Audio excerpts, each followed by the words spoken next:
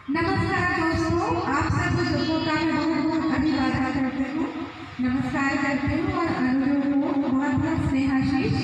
हम लोग यहाँ पे वैशाली के ऐतिहासिक धरती पर एकत्रित हुए हैं अपने मार्गदर्शक सम्मान सह धरोहर संरक्षण अभियान के 5वीं कड़ी में जो मुख्य महादेव मंदिर के प्रांगण से और वैशाली के ऐतिहासिक धरती से शुरुआत करेंगे धरोहर संरक्षण का। तो हमारे जो यहाँ पे मार्गदर्शक है, जो पथ प्रदर्शक बुजुर्ग हैं, ये लोग वैशाली की धरती पर मार्गदर्शक सम्मान सह धरोहर संरक्षण अभियान की शुरुआत करेंगे अनावरण करके। तो आप लोग बुजुर्ग जितने भी लोग हैं और जितने भी हमारे अभिभावक हैं, आप लोग इनका अनावरण करिए।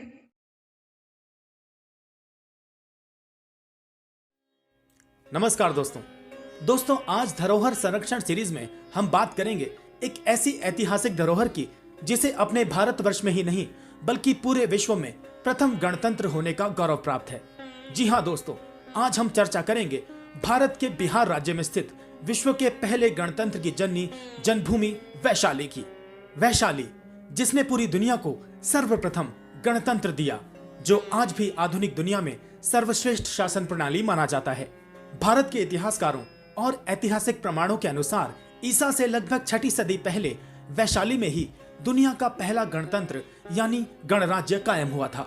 हमारी ऐतिहासिक गाथाओं में वर्णित है कि उस समय वैशाली परम शक्तिशाली और वैभवशाली लिच्छवी गणराज्य की राजधानी हुआ करती थी। माना जाता है कि नेपाल की तराई से लेकर गंगा के बीच फैली भूमि पर वज्जियों तथा लिच्छवियों के संग अष्टकुल की इस राजधानी में एक विशाल संसद भवन हुआ करती थी, जिसमें 7,707 सदस्य थे, जिनमें 30 सभासदों का मंत्रिमंडल संघागार कहलाता था। इनका चुनाव आधुनिक निर्वाचन पद्धति के आधार पर होता था। राजकीय व धार्मिक मामलों में वाद विवाद, विचार विमर्श और मंत्रणा के बाद ही निर्णय लिए जाते थे। इन निर्णयों के विरुद्ध सशक्त न्यायपालिका में अपील करने का भी अधिकार था। सभी सभासदों को समान अधिकार और समान सुविधा थी।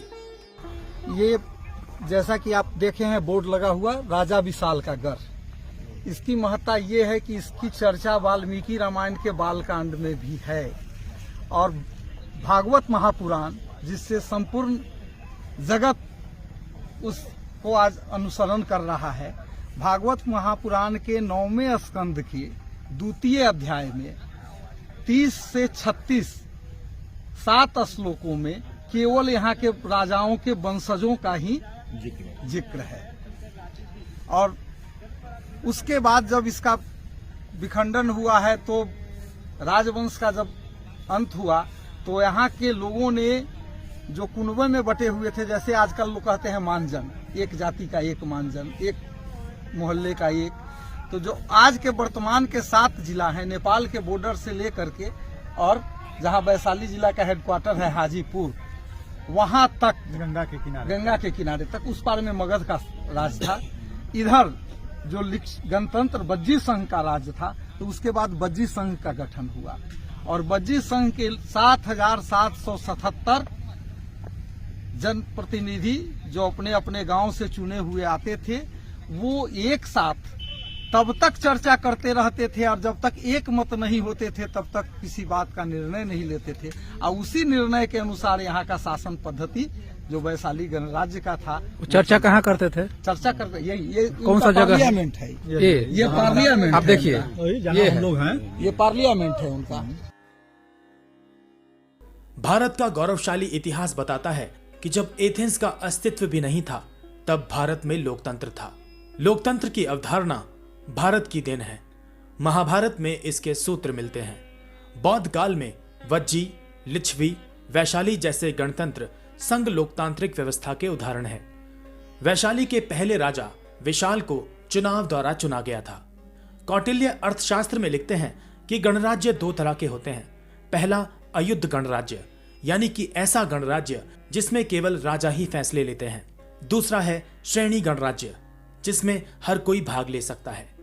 कौटिल्य के अर्थशास्त्र में लिच्छवी, वृजक, मल्लक, मदक और कंबोज आदि गणराज्यों का उल्लेख मिलता है। उनसे पहले भी पाणिनि ने कुछ गणराज्यों का वर्णन अपने व्याकरण में किया है। पाणिनि की अष्टाध्यायी में जनपद शब्द का उल्लेख अनेक स्थानों पर किया गया है, जिसकी शासन व्यवस्था जनता द्वारा चुने हुए प्रतिनिधियों के हाथों में रहती थी।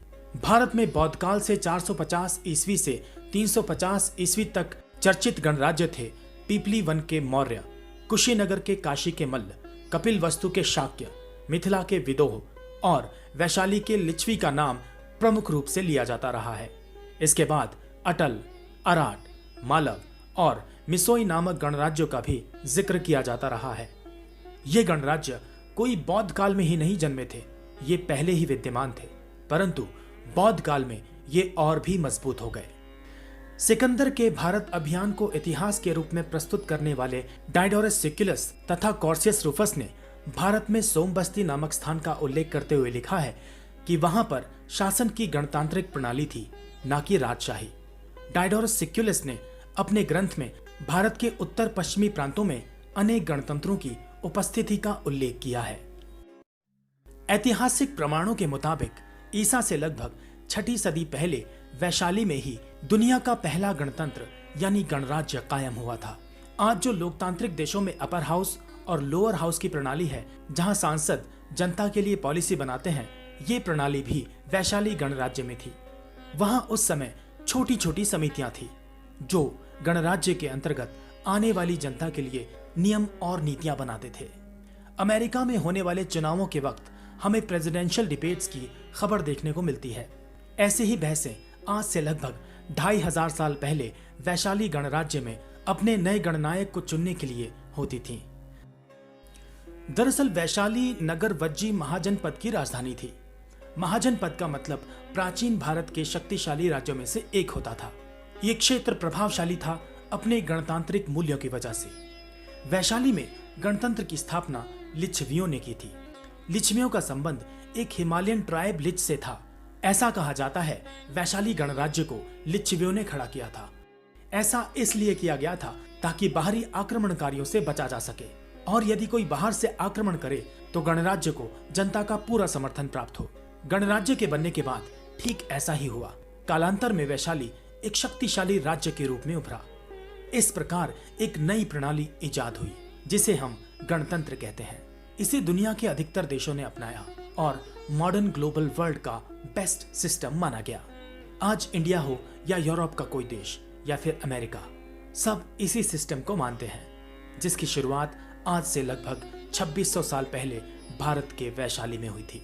हिमालय की तराई से लेकर गंगा के बीच फैली भूमि पर लिच्छवियों के संघ द्वारा गणतंत्र सिस्टम की शुरुआत हुई थी, जिसका नाम वैशाली गणराज्य था। वैशाली को कुछ इतिहासकार गणतंत्र का मक्का भी कहते हैं। आज के गणराज्य में और वैशाली के गणराज्य में बहुत से फर्क हैं, परंतु मुख्य धारणा, मेन आइडिया वहीं से लिया गया था। वैशाली गणराज्य को नियंत्रित करने के लिए कुछ समितियां बनाई गई थीं, जो कि हर तरह के कामों पर बारीकी से नजर रखती थीं। ये समितियां समय के हिसाब से गणराज्य की नीतियों में तब्दीली लाती थीं, जो आज के समय में किसी लोकतांत्रिक देशों में जनता के द्वारा चुने गए सांसद करते हैं।